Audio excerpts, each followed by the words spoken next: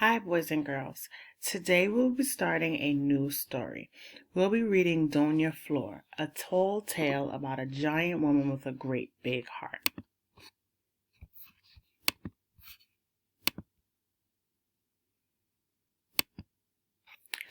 Our learning target for today is I can describe story elements. So story elements are just the pieces or parts that make up a story. Every piece is important in order to complete the puzzle. So we have about 5 different parts. We have the characters, which are the people or animals who are important to the story.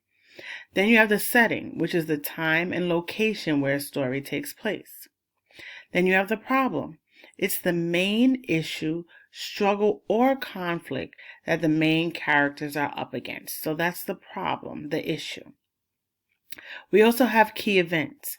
They are important events or actions that occur or happen during the story. And last, you have the solution, which is the way the characters solve the problem. All of these different story elements create a text. So, we have 3 vocabulary words. The first vocabulary word is advice. Advice is when somebody gives another person guidance or recommendations to help them with either future actions, help them with a problem, but it's basically when one person gives help to another person. The next word is commotion. Commotion could be a state of confused and noisy disturbance. So somebody might be distracted by commotion across the street. And the last word is rattle. Now, rattle has 2 definitions. Rattle can mean to cause somebody to feel nervous, worried, or irritated. Rattle can also mean to make sharp knocking sounds.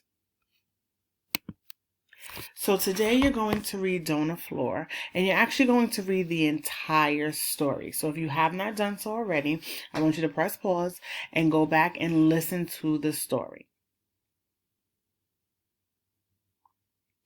Our first question is, how does Dona Flor help her neighbors? How does Dona Flor help her neighbors? I want you to think about it. How does Dona Flor help her neighbors?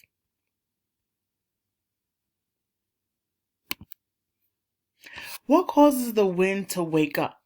What was the effect? What causes the wind to wake up, and what was the effect?